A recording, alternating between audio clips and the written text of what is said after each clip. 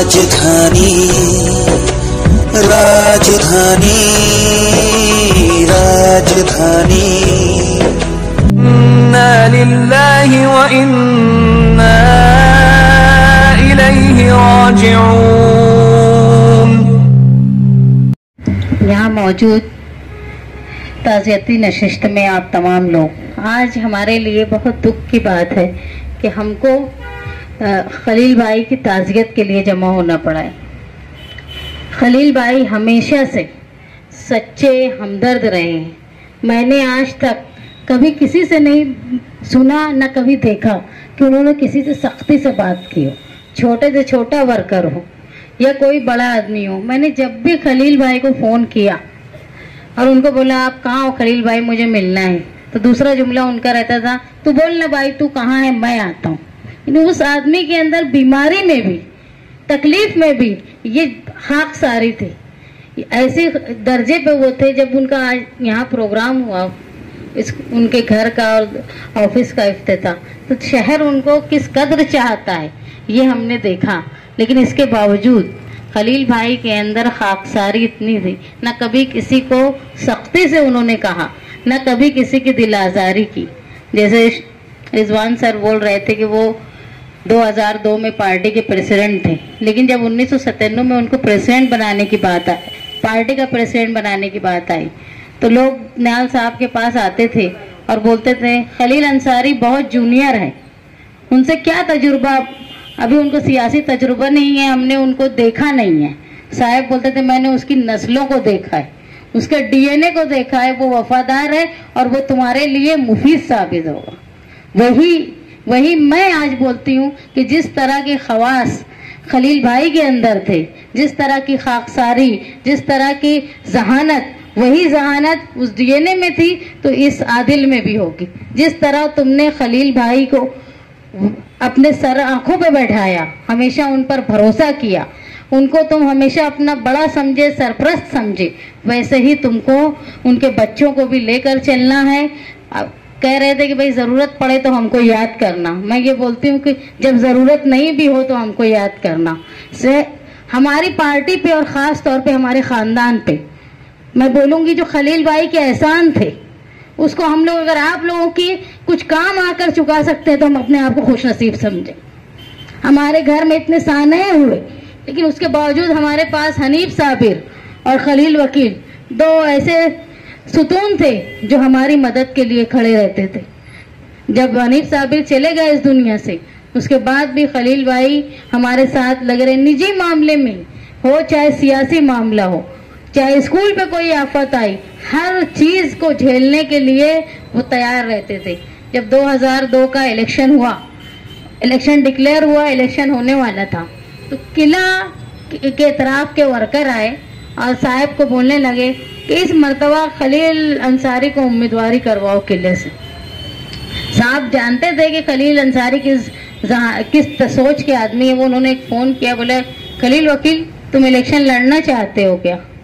तो वो बोले नहीं साहब ऐसा नहीं, मैं तो एक भी फॉर्म पे साइन करने वाला आदमी हूँ, मैं खुद को कैसे साइन करके दूंगा।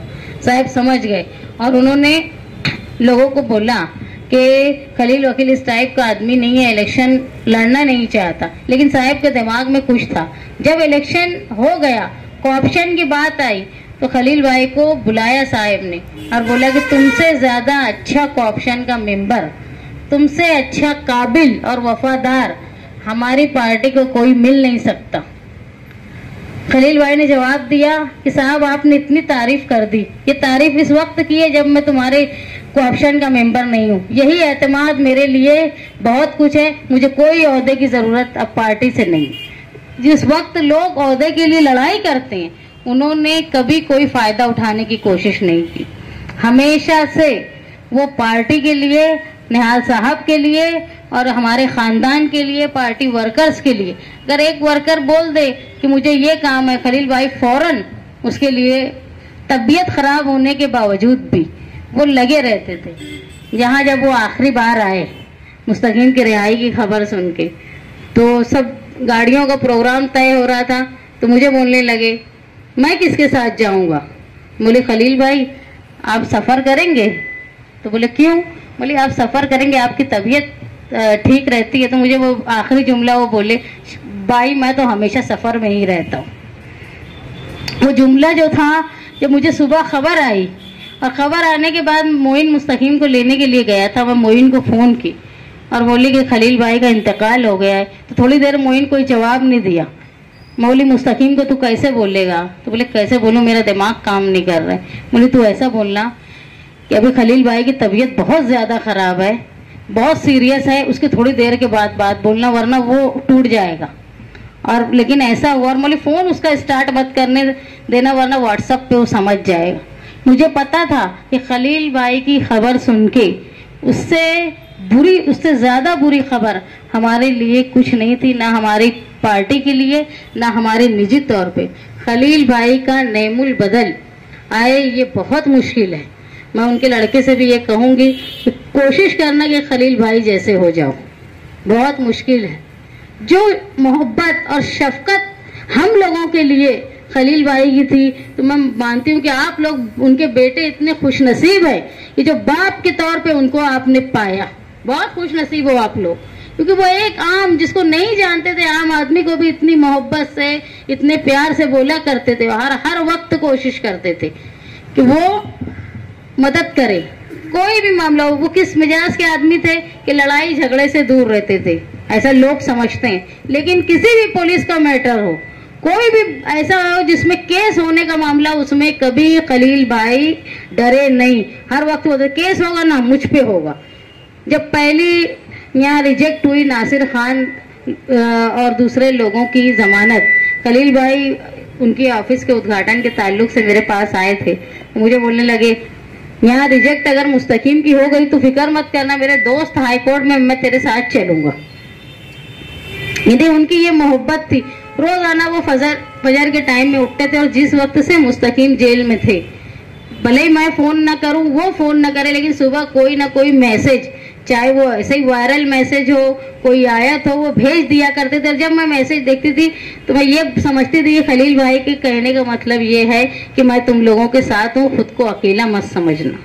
वैसा आदमी जिनको हमने खो दिया, ये कोई बोलेगा कि हमने खोने के बाद उनकी अहमियत का एहसास किया, ऐसा नहीं।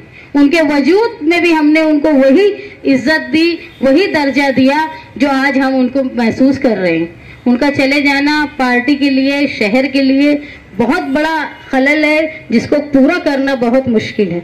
लेकिन फिर भी हम इस खानवादे के साथ हैं और हमेशा साथ रहेंगे। और मेरी दरख्वास्त है, जिस तरह का एतमाद आप लोगों ने खलील भाई पे किया है, वैसे ही एतमाद खास तौर पर बुनकर बिरादरी से, बुनकर पेशे से मुंसलिक लोगों से, कि जिस तरह का एतमाद आपने खलील वकील साहब से किया था, वैसा ही एतमाद उनके लड़के पे करो। वो वही खलील अंसारी का बेटा है, वो उनसे भी नई नस्ल का है, तो टेक्नोलॉजी उनके पास नहीं होगी, वैसा ही काबिल होगा। और आप लोगों की खिदमत के लिए वो भी ऐसे ही कोशा रहेगा जिस तरह खलील भाई रहा करते थे।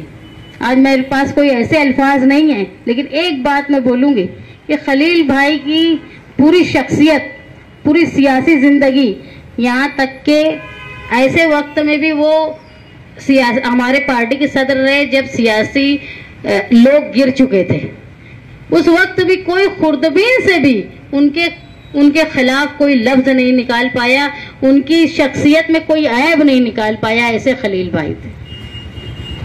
जब पार्टी के सदर का ऐलान होने वाला था मेरे नाम का, उससे पहले अचानक एक दिन अखबार में न्यूज आई कि खलील अहमद अंसारी ने जनता दल की पूरी बॉडी डिसॉल्व कर दी। मुझे भी नहीं मालूम था कि खलील भाई ये कर रहे, लेकिन मैंने एक फोन लगा के उनसे पूछा नहीं कि आपने ऐसा क्यों किया। कुछ लोग फोन करने लगे, ऐसा कैसा किया, आप लोगों की मर्जी से किया। बोली ऐसा नहीं है, खलील भाई ने अगर किया है तो कुछ अच्छा ही सोच के किया होगा। इस तरह का एतमाद था। जब सदर के नाम का ये हुआ कि कौन सदर बनेगा, उस वक्त मैं और मुस्तकीम गए खलील भाई के पास और उनको बोले कि हमको वर्कर रहने दो, खलील भाई आप ये जिम्मेदारी संभाल लो। तो मुझे बोलने लगे नाम के सदर कोई भी बने, मैं मेरे फराइज पूरी तरह अंजाम दूंगा। इस तरह के वफादार और हमेशा मुसीबत में खड़े रहने वाले शख्स, आज उनका इस दुनिया से चले जाना शहर के लिए, पार्टी के लिए और हम लोगों के लिए इंतहाई दुख की बात है। हम उनके खानवादे के साथ खड़े हैं और हमेशा जरूरत हो ना हो हमको याद करो। आप लोगों का हक है हम पे, अगर हम लोग कुछ चुका सके तो अपने आप को खुश नसीब समझेंगे। ये कहकर मैं अपनी बात खत्म करती हूँ।